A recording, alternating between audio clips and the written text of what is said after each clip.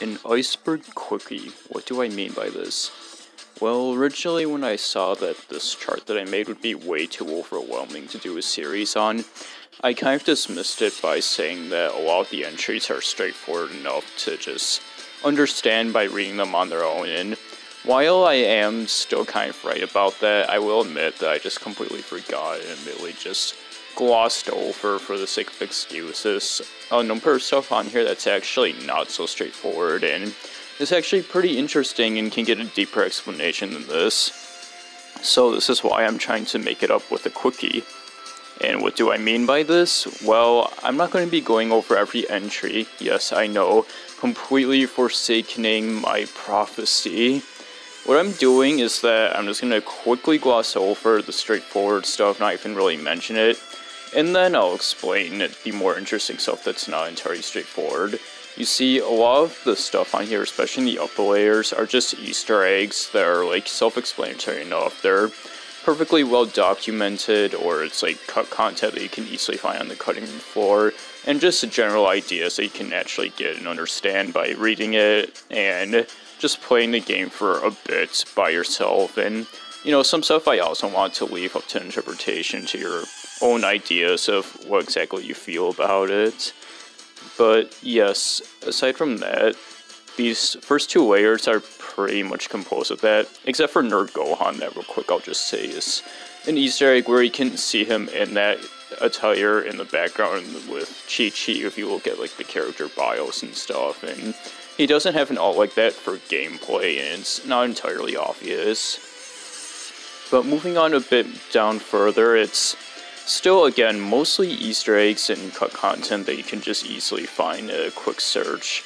Upa, I will say really quick that he just has like one voice line in the game that's really weirdly delivered, and you don't see them anywhere else, so yeah, it's kind of strange and funny to see. And then aside from those, I put in the like hidden battles and story mode. I didn't want to overflow the Iceberg chart with them because there's a lot of them, so I decided to go for the two that I think is one, the most popular or well-known, which is Hoshi and Broly, and then secondly, the one that I found myself and I think is like the most obscure and interesting, which is Chi-Chi versus King Piccolo. Anyways, I should be talking about the Easter eggs that aren't so easy to find or don't make sense on their own if you just read the entry by itself. And first is the Pussycat Dolls, and what this is a reference to is that if you have Android 18 and Sangia fight with each other, one of them will say, "Don't you wish your boyfriend's hot like mine?" and "Don't ya?" And yeah, that's just a exact quote to the song from them that's really popular, and apparently in the second game, this replaces the dialogue from that where one of them calls the other a tramp, so yeah. And the other entry like this, Back to the Future. This is said by Trunks, future Trunks of course, once you take him out. I don't know which form it is off the top of my head, or if it even matters which version of Future Trunks it is, but yeah, it was a funny little thing I found actually while I was like thinking of making the Iceberg, and obviously it's a reference to the movie. And then here's another Easter egg that you can't really find that's not a reference. And if I can be a bit conceited here, this one I have to say, I found myself, in fact, if you go search this up, I think the only thing on it still is the Reddit post of me discovering it, and that's launch sneezing, and this goes hand in hand with the extra like menu dialogue stuff, but even more so.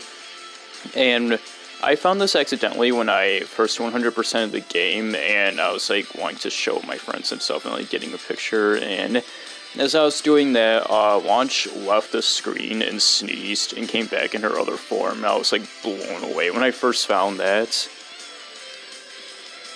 Now we're going to delve a little bit deeper into this, and we're going to start talking about cut characters. Well, quote-unquote cut characters. Here, let me explain.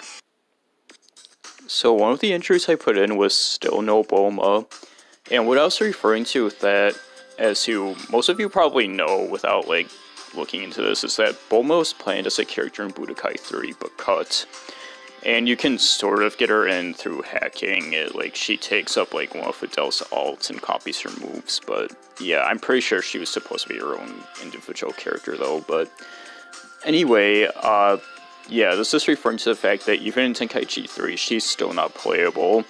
And why I, like, put this in is that Budokai Tenkaichi 3, and kind of felt like an amalgamation of not only the Tenkaichi games, but just also the Budokai games, which are like their prequels, and just putting everyone who was in all of those, all 6 of the games, and yeah, just shoving them all into Tenkaichi 3, the Lost quote-unquote Budokai 4, Lost World is kind of not included.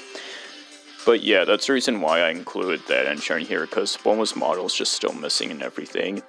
And that also goes with the missing what-if fusions from Budokai 2. Budokai 2 just had a bunch of what-if fusions like Tiancha, like you see here, and technically Goku, he did appear for like a second in the anime as like an imagination sequence. Though there's also an alternate version of him that's exclusive to Budokai 2. And also had all of like the Majin Buu absorptions, as well as Majin Frieza and Cell. And then the first game had Krillin and Cell views, which is like really fucking weird and stupid, just entirely forgotten about. But yeah, they're still not here either. And likewise, a layer down, I put in Giant Piccolo, and the reason why I put this in is just that it's just kind of curious that he's missing from this game. He wasn't in any of the previous, but for a game that had absolutely everyone, including an early and late version of Piccolo, I just find it interesting that they did include this form of him in it. And yeah, it just does raise the what-if question, like a lot of these later entries do. And then the next character who fits this theme on the same layer is Piccolo Buu. And this one's really interesting. You note that I wrote mystery on it. And the reason for this is because I remember a bit ago, this was actually on the Dragon Ball Z wiki for a while, or just Dragon Ball wiki, I guess. And I don't know if it's better now. Maybe it wasn't just like the best like cleaned up website back then or something. But yeah, this was on here for a while, and it seemed official, and it makes sense for a game that had absolutely everyone in it. This was still missing. And I'm pretty sure the image that they used on the wiki was this exact one, at least one of the images, and this is just from a DeviantArt account. And any others you see here are just from, like, the usual mods. But, yeah, it's interesting to think that, like, I don't know, maybe somebody had some free copy of Tenkaichi 3's personalized shit going on, and they had Piccolo Buu on their copy, who knows? And then the final one, kind of like this, that I talked about, is the real never before seen characters. And yeah, this is like top tier bottom iceberg shit, but what I meant by this is that Tenkaichi 3 upon release was advertised as having never before seen characters are even in this game, and what they ultimately ended up being were just great versions of Saiyans who reasonably can turn into Grapes, but we just never actually saw it happen in the main series. And doesn't that seem like a bit of a cheat? No? Like, doesn't it seem like a second-hand, like, letdown, or they just kind of last second changed this? Be like, oh, here they are, and obviously this is all, like, on there for the sake of being mysterious and open and raising questions to make you think, but who knows, maybe there were planned to be some completely original Dragon Ball characters in here, kind of like what ended up happening later on in the series.